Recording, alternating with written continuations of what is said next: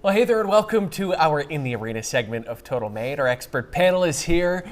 Good to see the three of you. Thanks for joining us on this Sunday. A major ruling from the U.S. Supreme Court this week to restore the voting rights of Republican state lawmaker Representative Laura Libby.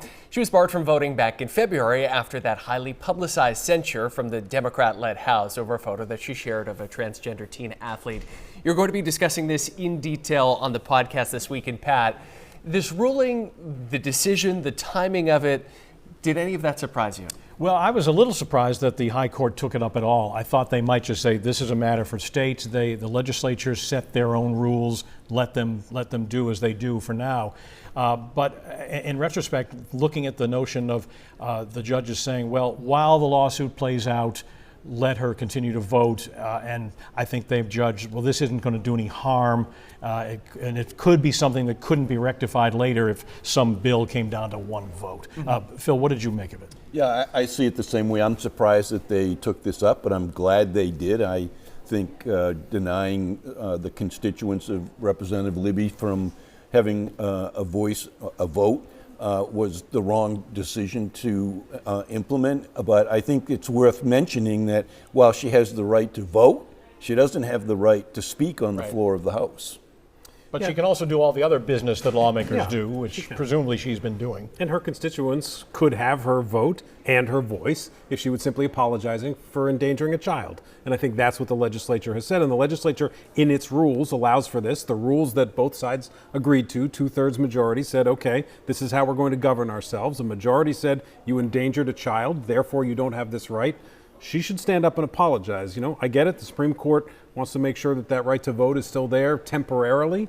We'll see how it plays out. You know, I got to push back on that because I don't think she endangered a child. This was a Potentially. Well, They had. this was a picture threats. of an athlete who was in the Portland Press Herald. Child. It's a public document. No, it was a photograph of somebody in which you could have just hidden their face. She chose not to, so it agree. identified this child. agree she and should have that done that. child then, therefore, even the school was having higher security reasons. So what she did endanger that child. And, you know, I think whether you or I agree, the House said by a majority she did. Moving on to our next topic here, Congressman Jared Golden formally announcing that he will in fact run for another term. We talked about a potential primary challenge from State Auditor Matt Dunlap last week. That's still up in the air. Ethan, what will Golden have to do if he wants to hang on to this seat? You know, I think I think it was smart for him, first of all, to run for re-election. This is the right seat for him to stay in. I think shifting into the governor's race would have been really difficult for him to get through. So I'm glad he's doing that. I think he'll beat LePage.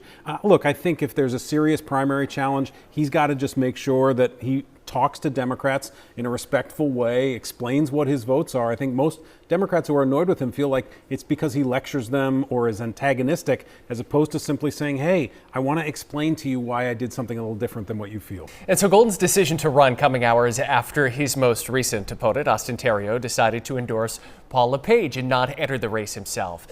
Phil, we've talked about him at length. Were you surprised by Theriault's decision not to run again here? And what do you think his political future might hold for now? Clearly he's indicated, and he did so in the statement that he put out there, he's going to remain active. It's just a matter of in what capacity. Yeah, I think he made the right decision. I think Governor LePage would be successful in a primary challenge. But to your point, Austin did a very, very impressive job of almost unseating Jared Golden. He definitely has a future in Maine politics, and supporting Governor LePage just adds to that pedigree.